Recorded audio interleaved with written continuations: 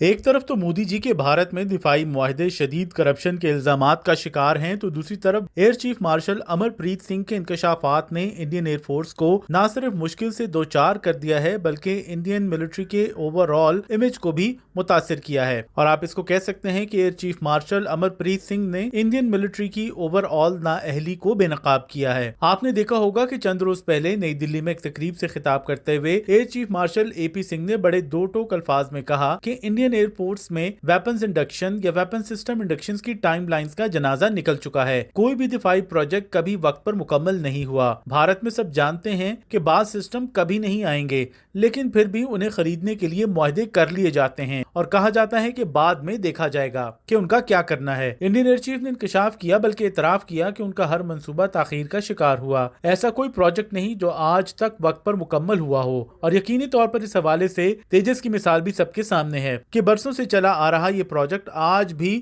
مکمل نہیں ہو پایا، اور Indian air force Hindustan aeronautics limited کے تیار کردہ تیجس پر بالکل بھی بھروسہ نہیں کرتی۔ ہندوستان ایروناٹکس لمیٹڈ کو بھارتی ایئر فورس نے ابتدائی طور پر 80 کے قریب تیجس طیاروں کا آرڈر دیا تھا جو آج تک مکمل نہیں ہو پایا، اور اس کے بعد پھر بات کی جاتی ہے تیجس کے نئے ورژن کی، یعنی کہ تیجس MK-1A، جس کے بارے میں بھارت کا دعویٰ ہے کہ وہ 4.5 جنریشن صلاحیتوں کا حامل ہوگا، لیکن ہنوز دلی دور است۔ 4.5 جنریشن صلاحیت کا حامل ہونا تو دور کی بات ہے، ابھی تک تیجس کے پہلے ماڈل یا پہلے ورژن کی انڈکشن بھی مکمل نہیں ہو پائی، اور اس کے بعد پھر آپریشن سندور نے ایک طرح سے بھارت کی ملٹری اسٹیبلشمنٹ کو جھنجھوڑ کر رکھ دیا ہے اور واضح کر دیا ہے کہ جنگ اور جنگ کی نوعیت کی حکمت عملی بدل رہی ہے۔ اس موقع پر آپ نے دیکھا ہوگا کہ انڈین ایئر چیف یہ بھی سوال کرتے دکھائی دیے کہ کبھی کوئی پروجیکٹ وقت پر مکمل نہیں ہوا، اور اس کے ساتھ ہی آپ سب یہ بھی جانتے ہیں کہ بھارت نے advance medium combat aircraft کے نام سے 5th generation stealth fighter jet کو اندرون ملک تیار کرنے کا ایک بڑا ڈول ڈالا ہے۔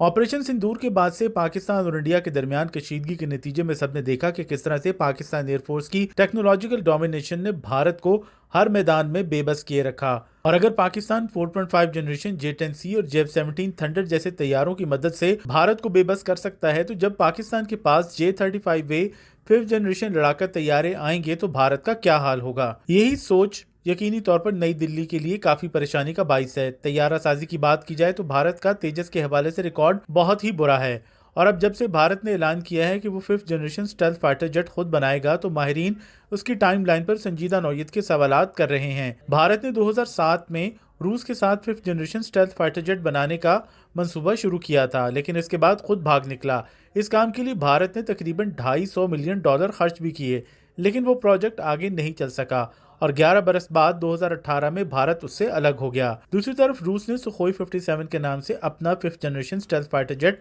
لانچ کر دیا، اور اب بھارت کا دعویٰ ہے کہ اس کے تیار کردہ MK یا advance medium combat aircraft 2035 تک فضائیہ میں شامل ہونے کا امکان ہے۔ حالانکہ یہ ٹائم لائن بہت ہی زیادہ ایمبیشس ہے جس کا حقیقت سے کوئی تعلق نہیں۔ تیجس کا ریکارڈ دیکھا جائے تو وہ کافی برا ہے، اور 10 برس بعد جب MK انڈین ایئر فورس میں شامل ہونے کے لیے تیار ہوگا تو یقینی طور پر اس وقت ٹیکنالوجی میں کافی تبدیلیاں آ چکی ہوں گی۔ پاکستان پہلے سے ہی 5th جنریشن J-35A اور ترکی کے ساتھ جوائنٹ وینچر میں تیار کیے جانے والے کان طیاروں کے اپ گریڈڈ ورژن استعمال کر رہا ہوگا، اور انڈین ایئر فورس کا جو جہاز 10 سال بعد آئے گا اس کے حوالے سے آپ اندازہ کر سکتے ہیں کہ وہ 2035 میں اگر آ ہی گیا تو کس قدر ایڈوانس ہوگا۔ دوسری طرف ماہرین کا کہنا ہے کہ رافیل طیاروں کی خریداری بھی برسوں تاخیر کا شکار ہوئی۔ بھارت اب جو طیارہ تیار کرنے جا رہا ہے اس کا پہلا پروٹوٹائپ 2035 میں آئے گا، اور اس کے بعد پھر اسے پروڈکشن لائن پر لانے میں مزید 3 برس لگ سکتے ہیں، جس کا مطلب ہے کہ انڈین ایئر فورس کا 5th generation stealth fighter jet MK آج سے 13 برس سے پہلے نہیں آ سکتا، اور وہ بھی صرف اس صورت میں جب سب کچھ ٹھیک ہو اور ٹائم لائن کے مطابق چلتا رہے۔ اگر بھارت روس کے ساتھ 5th generation stealth fighter jet project سے الگ نہ ہوتا تو شاید آج اس کے پاس ایک اپنا reliable 5th generation stealth fighter jet ہوتا۔ رفال کی خریداری کا معاملہ ہی لے لیں کہ جس کے اوپر ابتدائی بات چیت 2007 میں شروع ہوئی، 2016 میں اس کی خریداری کو حتمی شکل دی گئی، اور اس کے بعد پھر 2018 میں عملی طور پر یہ سودا طے پایا، اور 2019 میں جب بھارت اور پاکستان کے درمیان بالاکوٹ کا معرکہ ہوا تو بھارت کے پردھان منتری مودی جی رافیل کے ہونے یا نہ ہونے کا رونا روتے دکھائی دیے۔ اس وقت انڈین ایئر فورس کے پاس تقریباً तकरीबन 3 लाख से ज्यादा एहलकार मौजूद हैं और वो 2200 के लगभग तैयारे ऑपरेट करती है, जिसमें से 500 से ज्यादा लड़ाका तैयारे हैं और 270 ट्रांसपोर्ट तैयारे भी